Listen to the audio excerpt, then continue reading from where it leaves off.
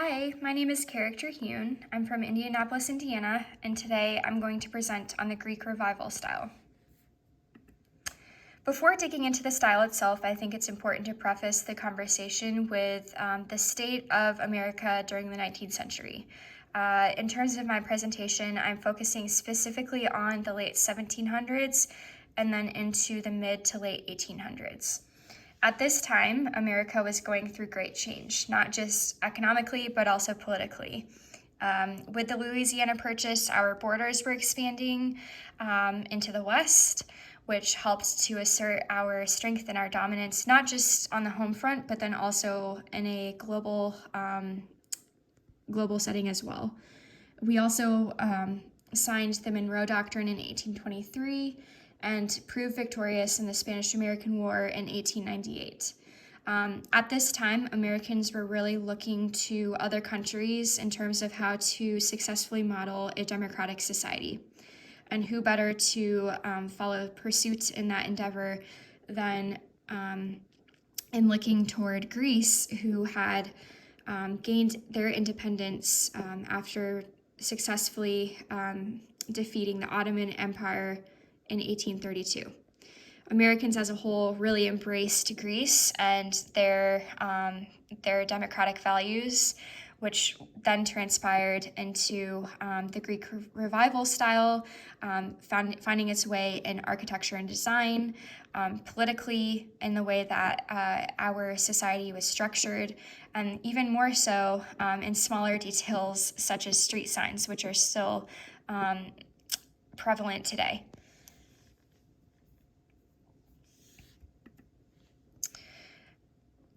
James Athenian Stewart is, I think, the most influential in spearheading the Greek Revival style. James Stewart was a Scottish archaeologist and architect who visited Greece in 1751 with his close friend Nicholas Revet in order to record Greek antiquities. At this time, there was possibly not a significant amount, but there was readily available literature on ancient Rome and its antiquities, but there weren't many books on the Greek antiquities.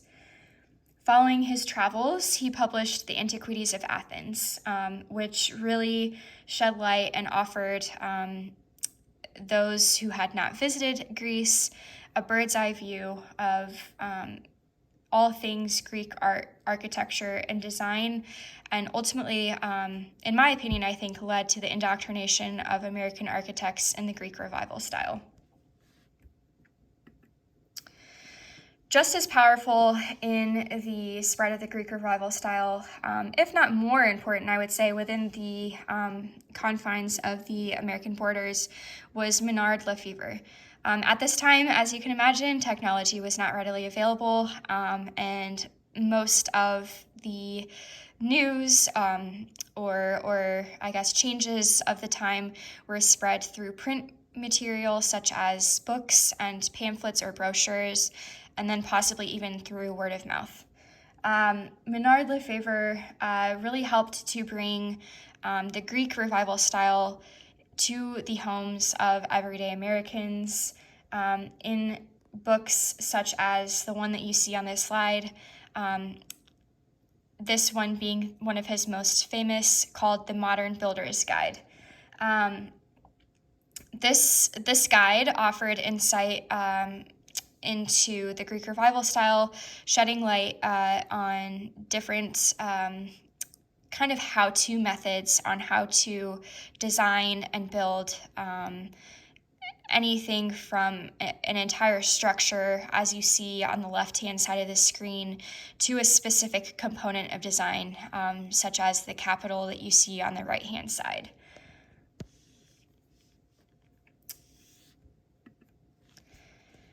Much like the archaic Greeks, the Greek Revival style itself was most notably known for its emphasis on symmetry, clean lines, and equal proportions. The ancient Greek temples were a large source of inspiration for architects who implemented the Greek Revival style in the United States. And as you see on this slide here, the style itself was really kind of molded, shaped, and adapted based off of regions. In our class, we've talked about how vernacular architecture is influenced heavily on materials and natural resources that are available from region to region. And this is kind of an example that is right here within our borders itself. In the upper left-hand corner of this slide, we see a home in New Orleans, Louisiana.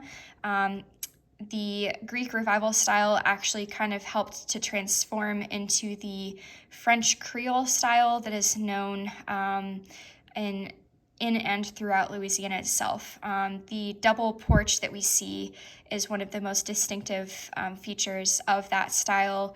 And although the roof is flat, you still see use of the columns that you would find in an ancient Greek temple.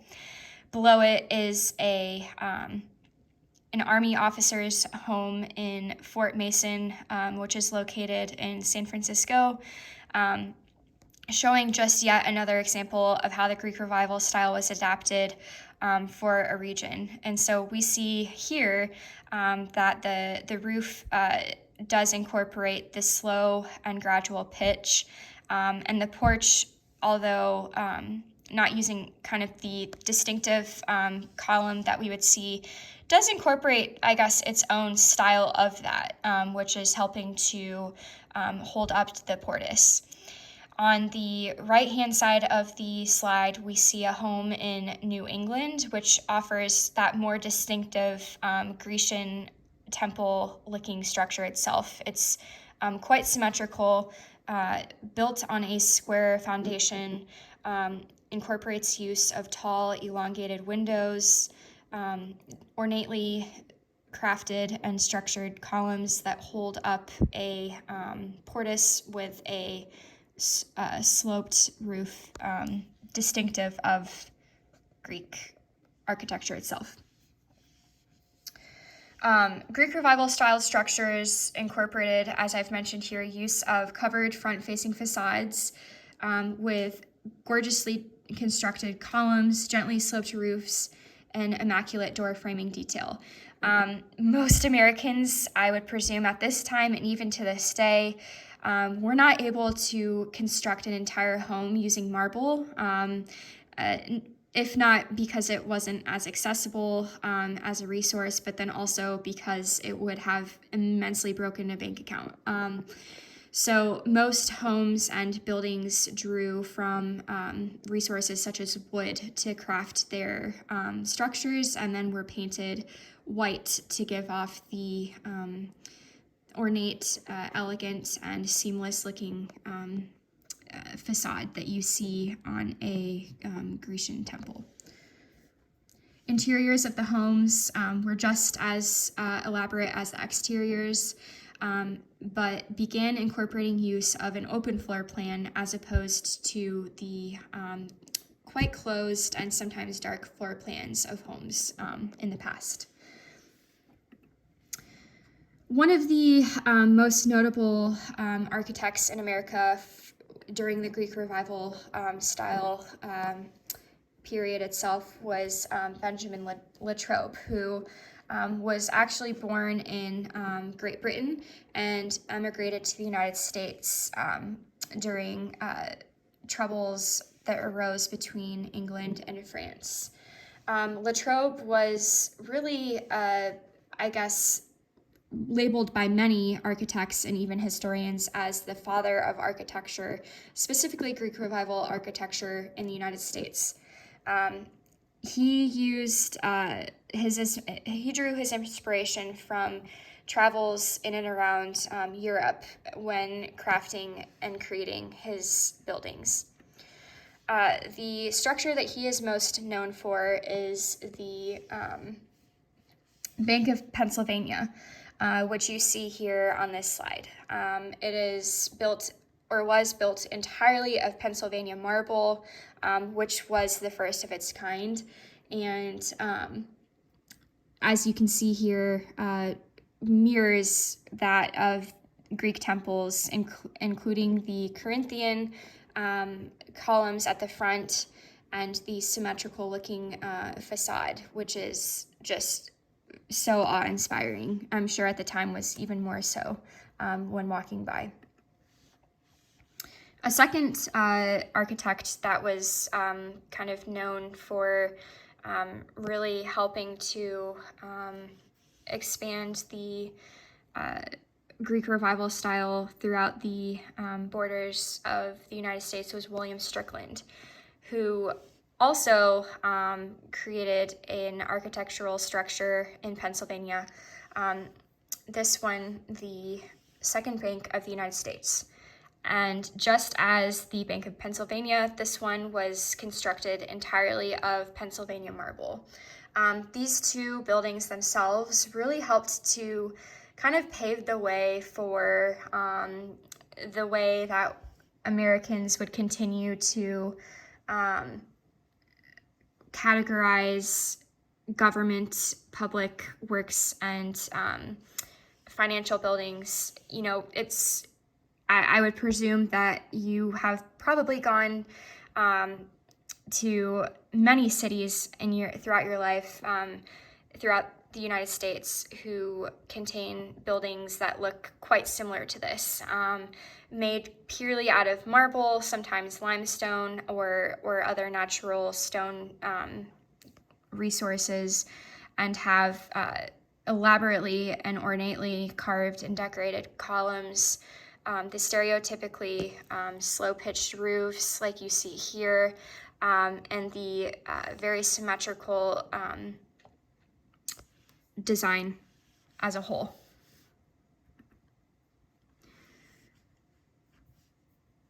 The Greek Revival style was very successful in the United States, but was then followed by the Italianate style in the late 19th century.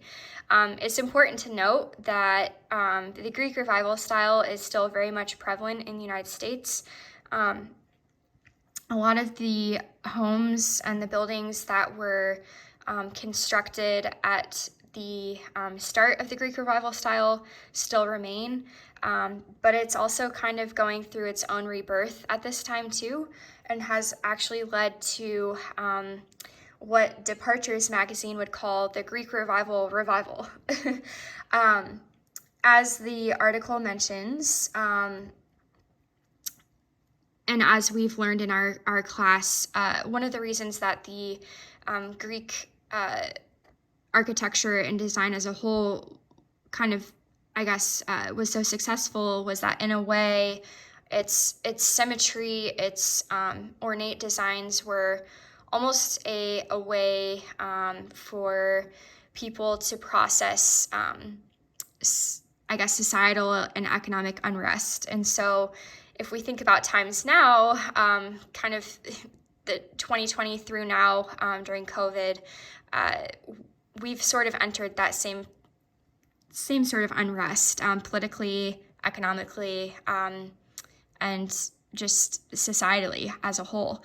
And so a lot of architects are kind of reverting back to these old ways, looking sort of at nostalgic moments of our past, to help make sense and to help kind of process some of these turmoils that we're facing.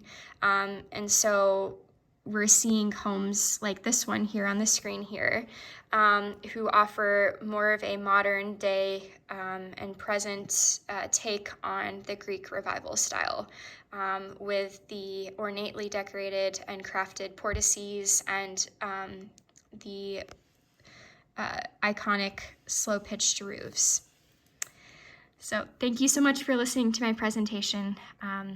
I look forward to watching the rest of the presentations offered by our class.